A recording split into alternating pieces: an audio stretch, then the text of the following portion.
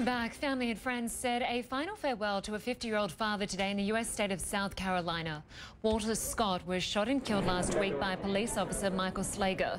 Slager is behind bars on murder charges. And investigators say there were troubling inconsistencies about the case even before cell phone videos surfaced. Polo Sandoval joins me live from Summerville, South Carolina. And it looks like hundreds have turned out there to pay their respects. What's the feeling there? Well, let me tell you, Lynda, the building you see behind me was filled to capacity earlier today. It was really standing room only. Right now, we're beginning to see activity again, people making their way out of the building here at Word Christian Ministries in Summerville, South Carolina, now that that service has wrapped up. Any moment now, we expect two developments. We expect the casket carrying the remains of Walter Scott to be carried out of the building you see behind me. At the same time, we also expect to hear from the attorneys for Scott's family as well.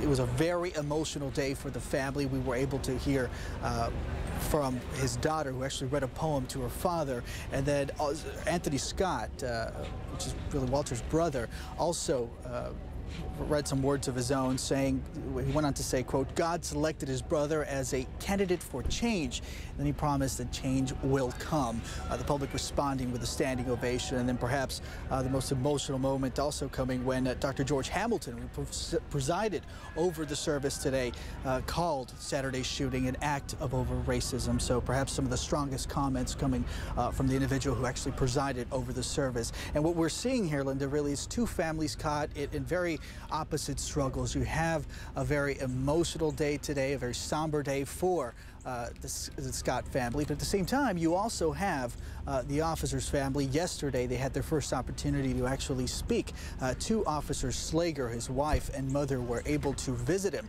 at the Charlotte County Detention Center, where I understand, based on the information coming from the attorney who accompanied them, that they were actually able to have a face-to-face interaction, obviously with some plexiglass separating the two, which is typical of a visitation done in a county jail, and they were able to spend some moments together. Obviously, that family also caught in their own struggle.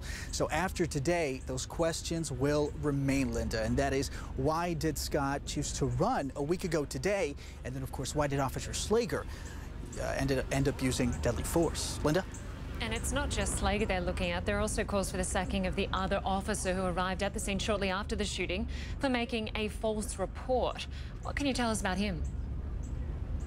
Right. The initial reports were that CPR was in fact performed on the injured Scott. However, at this point, the video that surfaced from that bystander seems to show that that may not have been the case. So major questions surrounding the actions by some of the responding officers. Some of the dash cam video that's been released could potentially shed more light.